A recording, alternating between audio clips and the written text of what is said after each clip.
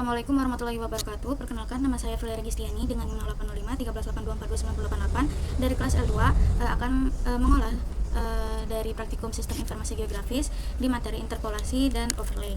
Jadi, interpolasi itu sendiri merupakan proses untuk melakukan estimasi nilai pada titik yang belum kita ketahui nilainya melalui nilai-nilai pada titik di sekitarnya. Jadi, interpolasi ini dilakukan untuk memperkirakan nilai dari fenomena yang tidak diambil datanya, seperti elevasi, fenomena iklim, karakteristik tanah, konsentrasi polusi, dan lainnya. Interpolasi ini terdiri dari IDW atau Inverse Distance Weight, kemudian ada Kriging, Natural Neighbor, Spline, kemudian ada Triangular Irregular Network. Kemudian untuk overlay sendiri, overlay ini itu menggabungkan dua atau lebih data geografis untuk memperoleh data grafis baru yang memiliki satuan pemetaan atau unit pemetaan.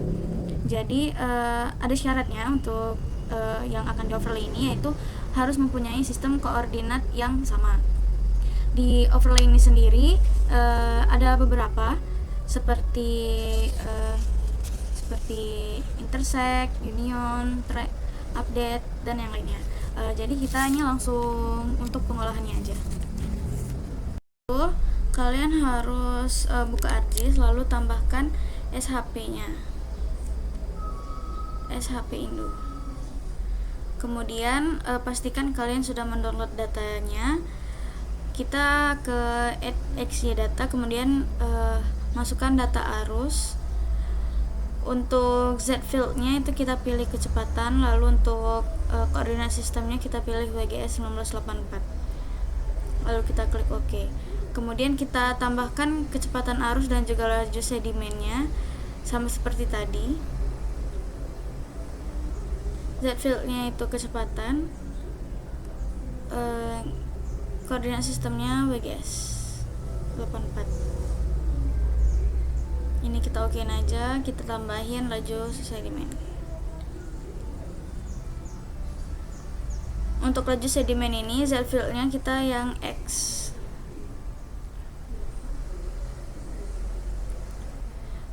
Jika sudah, kita ke ini kita zoom terlebih dahulu ke zoom to layer, klik kanan, sebentar, klik kanan, kemudian zoom to layer. Nah, di sini langsung terarahkan ke arahnya. Kemudian ke Art Toolbox, kita pilih yang 3D Analysis Tools. Kemudian ke Raster Interpolation, lalu kita pilih yang klik 2 kali di IDW. Kemudian di input point feature-nya itu kita tambahkan arus.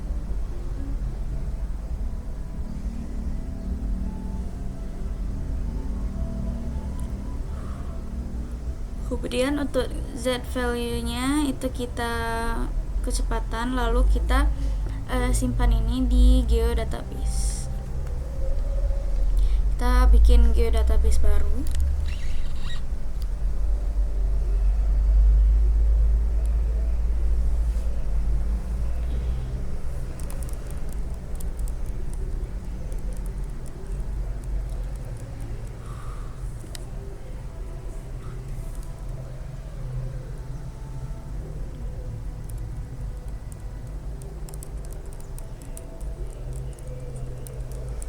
Ini kita kasih nama IDW, lalu kita save, lalu OK. Kita tunggu.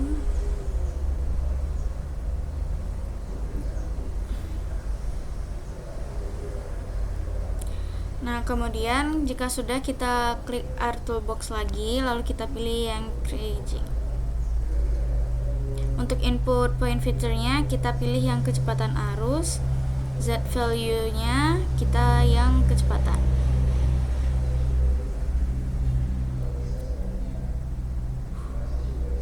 Ini kita save di geodatabase yang tadi, lalu kasih nama Kriging. Kita okekan. Nah, setelah itu ke Art Toolbox lagi, kita pilih yang natural neckboard.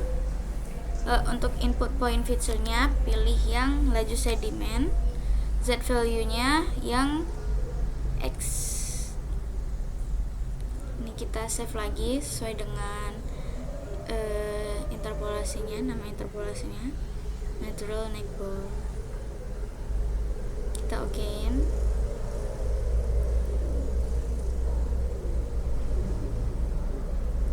Kemudian ke Art Toolbox lagi, pilih yang spline, input point feature-nya kita pilih yang arus, Z value-nya pilih yang kecepatan, lalu kita save.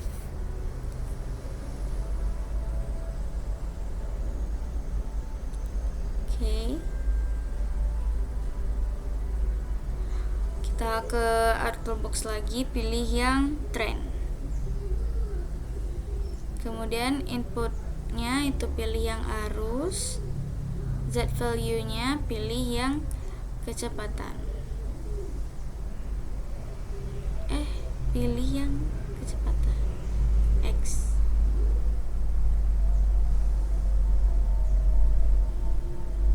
Kita oke.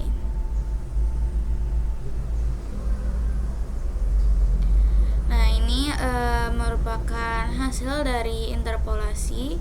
Ini kita zoom in, zoom up dulu biar kelihatan.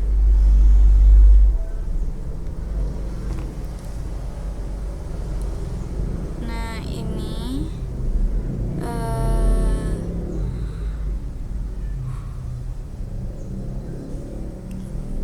adalah hasil dari IDW. Kemudian ini creasing hampir sama dengan IDW tapi dia berbeda. Ini untuk natural neckboard-nya. Kemudian ini untuk spline dan ini untuk trend. Ini kita langsung ke overlay. Ini kita bikin shape file baru, new, kemudian shape file. Untuk name-nya ini kita kasih overlay aja. Feature type-nya kita pilih yang polygon. Ini harus WGS 1984, harus di sistem koordinat yang sama seperti syaratnya tadi. Kemudian kita ke editor, kita start editing, kita pilih yang overlay. Oke. Kemudian kita ke create feature, klik yang overlay, kemudian kita pilih yang circle. Ini kita circle di tengah-tengah, tapi bagian titik-titiknya itu ke cangkup semua. Kita save edit. Nah, lalu kita ke Art Toolbox, kita pilih yang analysis tools dan kita pilih yang overlay. Di bagian iris kita klik 2 kali. Untuk input feature-nya kita pilih yang overlay. Iris feature-nya kita pilih yang ID Kabu.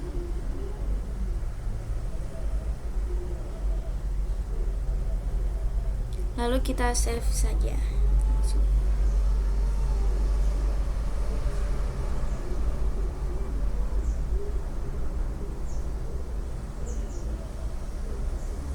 Ke Art Toolbox lagi, kita pilih yang identity. Input feature-nya sama, overlay. Identity feature-nya juga itu ID Kabu. Lalu kita save.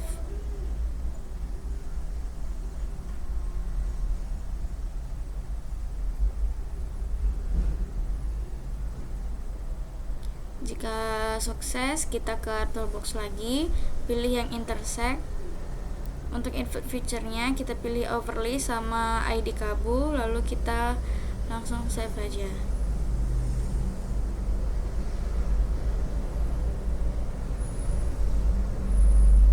Kita oke. Kemudian kita ke Art Toolbox lagi, kita pilih yang spatial join. Target feature-nya itu pilih yang overlay, kemudian join feature-nya ID Kabu. Kemudian output-nya itu kita ini aja.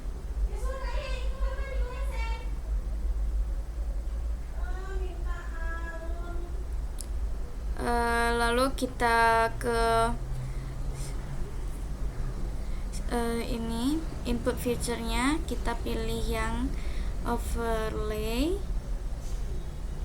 Kemudian update feature-nya kita pilih yang ID Kabo. Lalu kita save aja. Untuk symmetrical difference.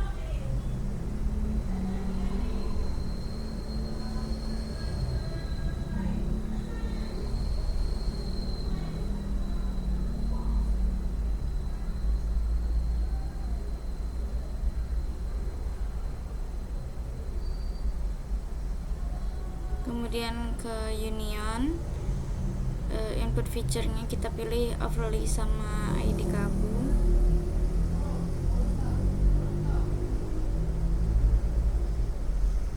Lalu kita langsung save aja.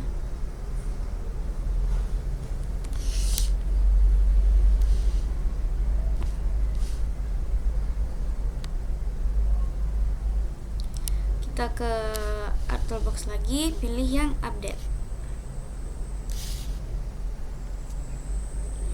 Untuk inputnya overlay sama ID Kabu.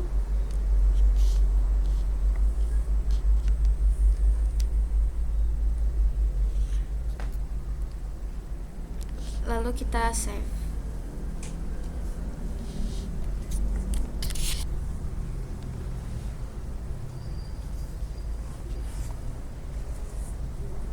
Ketika sudah, kita langsung overlay saja.